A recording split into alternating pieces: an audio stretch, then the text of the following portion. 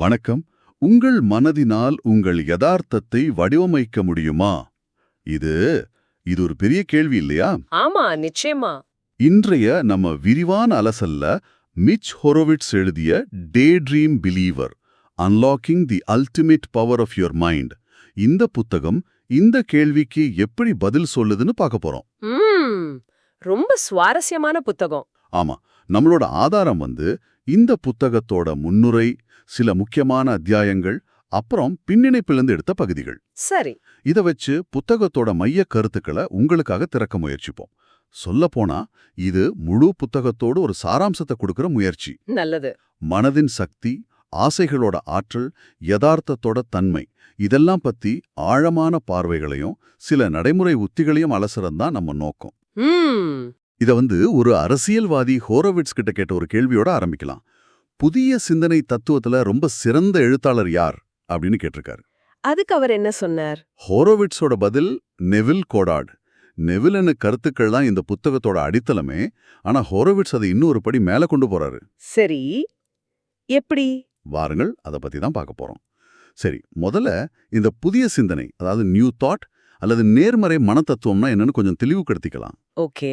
ஹோரோவிட்ஸ் Neville Goddard மேல ரொம்ப மரியாதை வச்சிருந்தாலும் அவரு காலத்துல பதிலளிக்கப்படாத சில கடினமான கேள்விகளை நாம இப்ப எதிர்கொள்ள வேண்டியிருக்குன்னு சொல்றாரு. இது வெறும் பாசிட்டிவ் திங்கிங் தானா? இல்ல, அதுக்கும் மேல. ஹோரோவிட்ஸ் புதிய சிந்தனைக்கு ஒரு புத்துயிர் ஊட்ட நினைக்கிறாரு. முக்கியமா பாத்தீங்கன்னா 3 விஷயங்கள்ல கவனம் செலுத்துறாரு. என்னென்ன? 1, துன்பம் துயரம் மாதிரி விஷயங்களை இந்த தத்துவம் எப்படி விளக்குது? ஏன்னா வாழ்க்கை எப்போதுமே ஸ்மூத்தா போறது இல்லையே. ஆமா, உண்மைதான். 2வது, மீயல் உளவியல், அதாவது பாராசைக்காலஜி, மனசோட அமானுஷ்ய சக்திகள் பத்தின ஆய்வுகள் இருக்குல்ல, அதுல இருந்து கிடைக்கிற ஆதாரங்களை எப்படி இது கூட இணைக்கிறது? இதுக்கு அறிவியல் சப்போர்ட் இருக்கா? முக்கியமான கேள்வி. 3வது, இது ரொம்ப முக்கியம், நெறிமுறைகள். அதாவது நம்ம எண்ணங்கள் மத்தவங்கள பாதிக்குமா? அப்படின்னா நம்ம பொறுப்பு என்ன?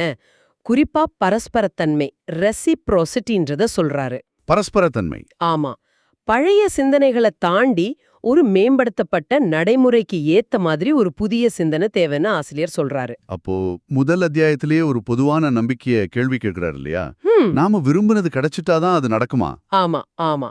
ஹோரோவிட்ஸ் சொல்றாரு, சில சமயம் வெறும் தீவிரமான உண்மையான விருப்பமே போதும்னு. இது கொஞ்சம் வித்தியாசமா இருக்கே. ஆமா, இது ஒரு முக்கியமான வேறுபாடு. நிறைய பேர் சொல்ற மாதிரி நடந்துடுச்சுன்னு ஃபீல் பண்ணு அப்படிங்கிறது மட்டும் வழி இல்லைன்னு சொல்றாரு. சில நேரங்கள்ல ஒரு ஆழ்ந்த நேர்மையான விருப்பமே யதார்த்தத்தை தேர்ந்தெடுக்கிற சக்தியோட இருக்குங்கிறது அவரோட கருத்து.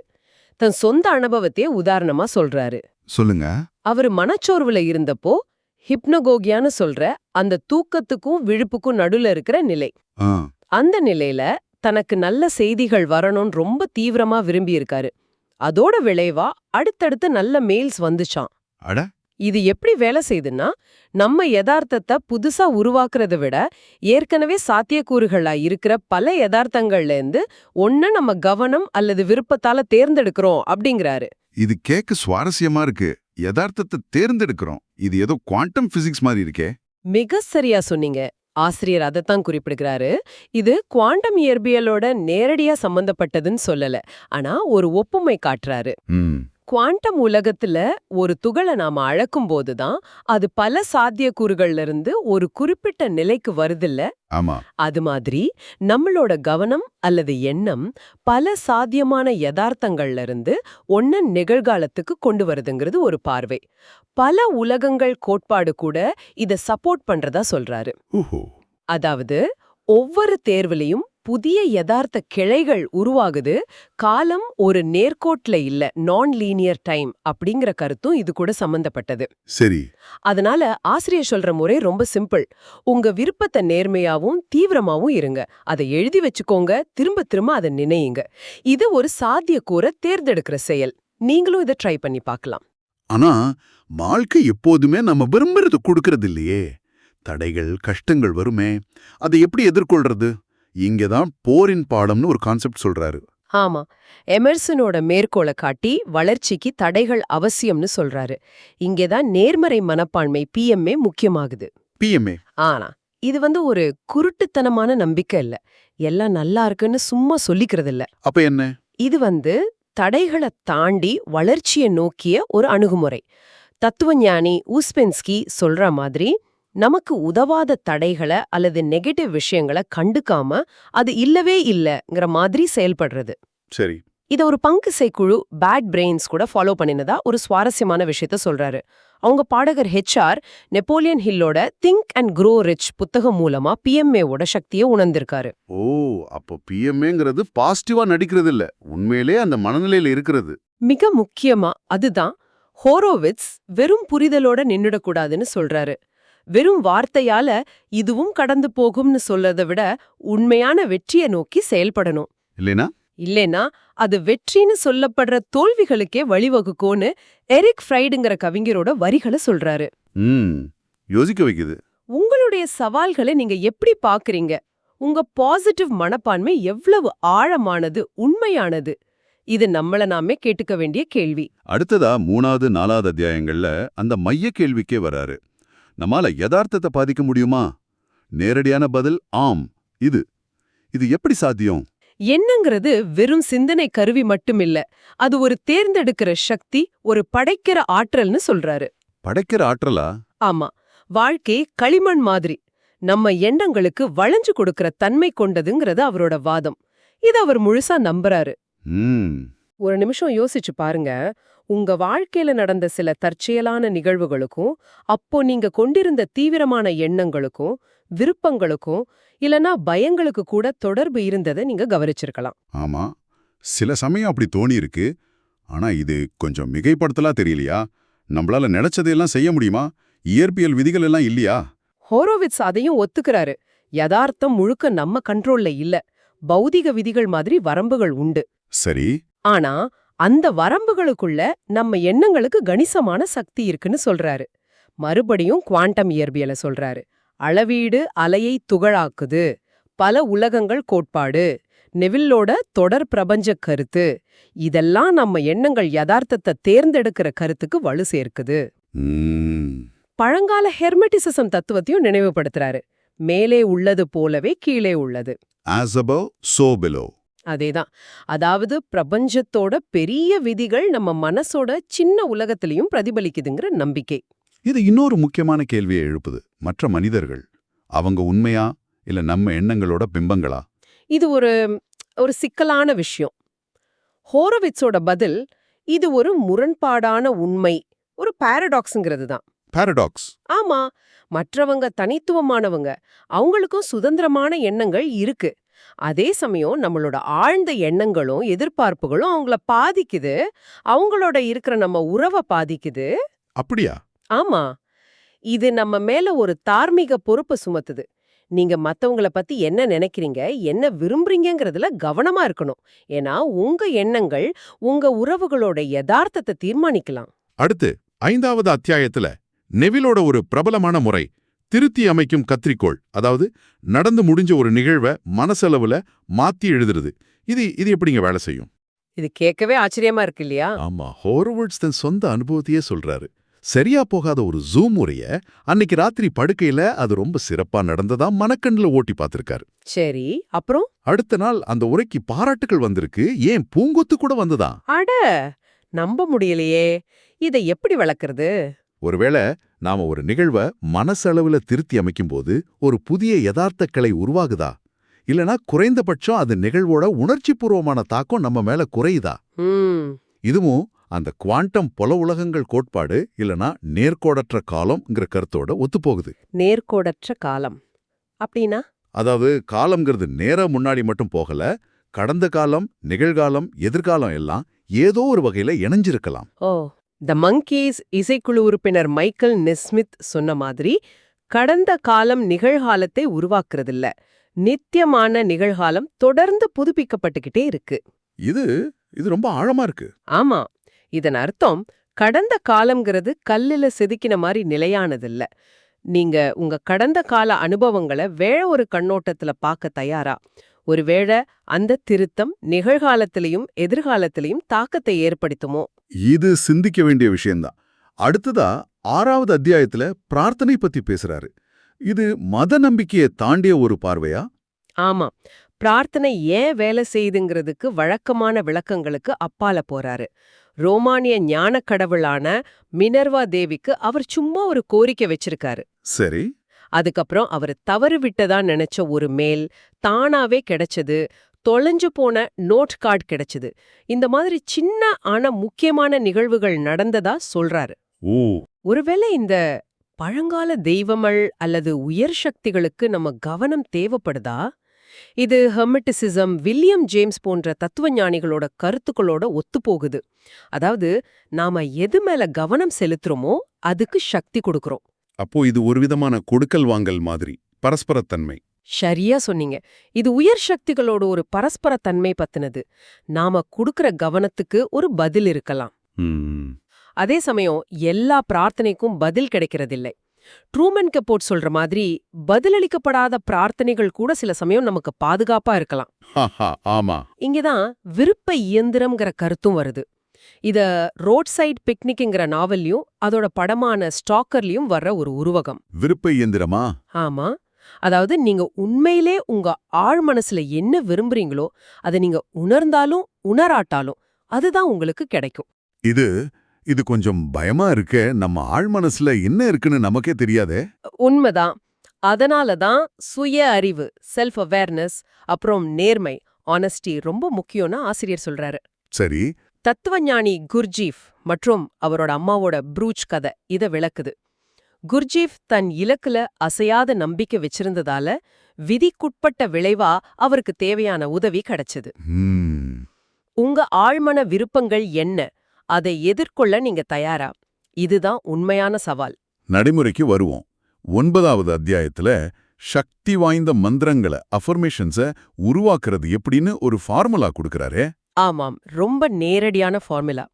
நீங்க விரும்புற பொருள் அல்லது பண்பு பிளஸ் அத உங்களுக்கு வழங்குற உறவு அல்லது ஆதாரம். இது எப்படி கொஞ்சம் விளக்க முடியுமா?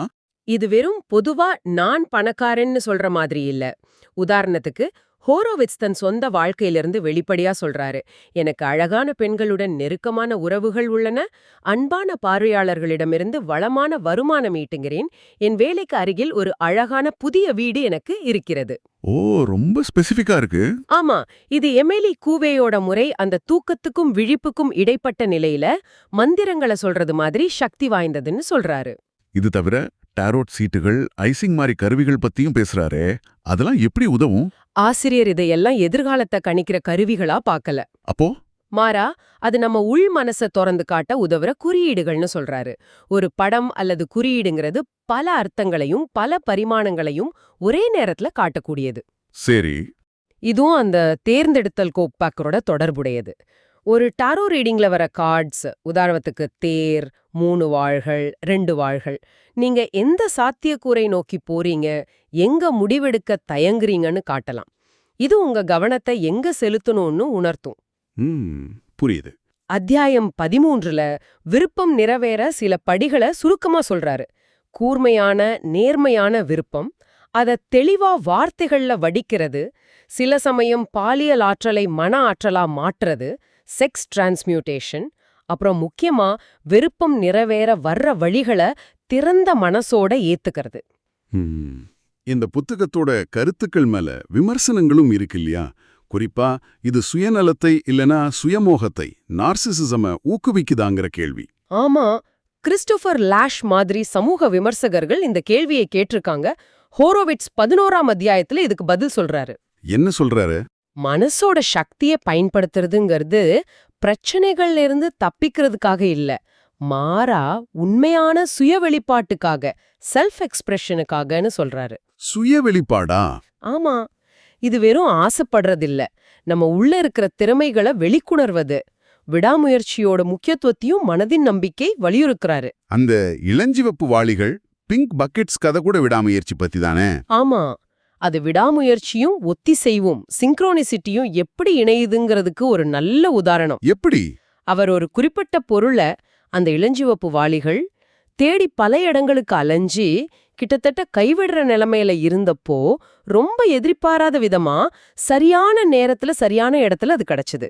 ஓ, இது விடாமுயற்சியோட இருந்தா பிரபஞ்சம் சில சமயம் நமக்கு உதவுங்கிறத காட்டுது. இத நரம்பியல் நெகிழ்வுத்தன்மை நியூரோபிளாஸ்டிசிட்டி, அதாவது நம்ம எண்ணங்கள் மூளையோட அமைப்பையே மாத்தும் சக்தி கொண்டது, அப்புறம் குவாண்டம் இயக்கவியலோட தாக்கங்களோடும் இணைச்சு பார்க்கறாரு. 12ஆம் அத்தியாயத்துல மீயியல் உளவியல் பாராசைக்காலஜி பத்தி விரிவா பேசுறாரே, இது எந்த அளவுக்கு அறிவியல் பூர்வமானது? இது ஒரு சர்ச்சைக்குரிய துறைதான். ஆனா ஆசிரியர் இதுல இருக்கிற ஆதாரங்களை அலட்சியப்படுத்த கூடாதுன்னு சொல்றாரு. என்ன மாதிரி ஆதாரங்கள்? ESP புலன் கடந்த உணர்தல், ப்ரீகாக்னிஷன் முன்னறிதல், டேரில் பெம்மோட ஆய்வுகள் எதிர்கால நிகழ்வுகள் நிகழ்காலத்தை பாதிக்குதுன்னு காட்டுது. PK சைக்கோகைனசிஸ் மனசால பொருட்களை நகர்த்துறது, உலகளாவிய நனவு திட்டம் மாதிரி ஆய்வுகள் இதெல்லாம் தற்செயல்ங்கிறத தாண்டி நடக்குதுன்னு சில ஆய்வுகள் காட்டுறதா சொல்றாரு. இது பிரச்சலித்த பொருள் முதல்வாத மெட்டீரியலிசம் உலக பார்வைக்கு ஒரு பெரிய சவாலா இருக்கு. ஆனா ஹோரோவிட்ஸ் சொல்ற மாதிரி சந்தேகம் படுறது வேற, ஆதாரங்களை பார்க்காமலே மறுக்கிறது வேற. தொடர்ந்து ஆராய்ச்சி செய்யறது அவசியம்னு சொல்றாரு. சரி, இவ்வளவு சக்திகள் பத்தி பேசினதுக்கு அப்புறம் புத்தகத்தோட இறுதியில சில நிதர்சனங்களையும் ஒத்துக்கிறாரே. ஆமா, அது மிக முக்கியம். பின்னிணைப்புல மனச்சோர்வு மற்றும் மீயியல் பத்தி பேசும்போது மனசக்தி மட்டுமே எல்லா பிரச்சனைக்கும் தீர்வுன்னு சொல்லல. அப்போ சில நேரங்கள்ல மனச்சோர்வு மாதிரி பிரச்சனைகளுக்கு மருத்துவ சிகிச்சை, உளவியல் ஆலோசனை இது கூட எல்லாம் இந்த மனப்பயிற்சிகள் இணையணும்னு சொல்றாரு. எமிலி கிராஸ்மன்ங்கிற பெண்ணோட கதையை உதாரணமா காட்டுறாரு. அவங்க ஆன்மீக பயிற்சிகளோட மருத்துவ உதவியும் நாடினதுதான் அவங்களுக்கு உதவிச்சு. புத்தகம் ஒருவித நிச்சயமற்ற தன்மையில தான் முடியுது. வெற்றிகளும் உண்டு, தோல்விகளும் உண்டு. தேடல் எப்போதுமே தொடருது. இது ஒரு மாயாஜால மந்திரகோல் இல்ல. அப்படியானா இந்த முழு அலசல்ல இருந்து நாம எடுத்துக்க வேண்டிய முக்கியமான செய்தி என்ன? மைய கருத்து இதுதான். உங்க மனசுக்கு நீங்க நினைக்கிறத விட அதிக சக்தி இருக்கு. உங்க எண்ணங்களும் விருப்பங்களும் கவனமும் உங்க யதார்த்தத்தை தேர்ந்தெடுக்கிறதுல பங்கு வகிக்குது. ஆனா இது ஒரு பொறுப்புணர்வோட பயன்படுத்த வேண்டிய சக்தி. இதுக்கு நேர்மை, விடாமுயற்சி, அப்புறம் தொடர்ச்சியான சுய விழிப்புணர்வு தேவை. தடைகள் வரும், தோல்விகள் வரும். ஆனா உண்மையான சுய வெளிப்பாட்டை நோக்கி போறதுக்கு இந்த கருவிகளை உணர்வுபூர்வமா பயன்படுத்தலாங்கிறது தான் ஹோரோவிட்ஸ் சொல்ல வர்றாரு. டே ட்ரீம் பிலீவர் புத்தகத்தோட இந்த ஆழமான அலசல் உங்க மனசோட மறைஞ்சிருக்கிற ஆற்றலை பத்தி சிந்திக்கவும், சில பழைய நம்பிக்கைகளை மறுபரிசீலனை செய்யவும், முக்கியமா இதுல சொன்ன சில உத்திகளை நீங்களே சோதிச்சு பார்க்கவும் ஒரு தூண்டுதலா இருக்குன்னு நம்புறோம். ஆமா, நீங்க நினைக்கிறத விட சக்தி வாய்ந்தவர் நீங்க. ஆனா அந்த சக்திக்கு நேர்மையும் முயற்சியும் தேவை. உங்களுக்கான ஒரு இறுதி சிந்தனை. உங்க எண்ணங்கள் உங்க யதார்த்தத்தை தேர்ந்தெடுக்கின்றன என்றால் இந்த நொடியில நீங்க உணர்ந்தோ உணராமலோ எந்த யதார்த்தத்தை, எந்த எதிர்காலத்தை தேர்ந்தெடுத்து கொண்டிருக்கிறீர்கள்? நல்ல கேள்வி. இந்த புத்தகத்திலிருந்து அல்லது இந்த உரையாடல்ல இருந்து ஒரே ஒரு சின்ன விஷயத்த, ஒரு புதிய சோதனையை நீங்க உடனே முயற்சி செய்ய போறதா இருந்தா அது என்னவா இருக்கும்?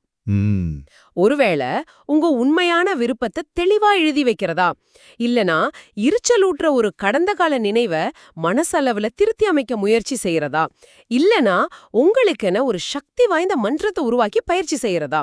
சும்மா யோசிச்சு பாருங்க. நிச்சயமா. இந்த விரிவான பார்வையில எங்களோட இணைஞ்சதுக்கு மிக்க நன்றி.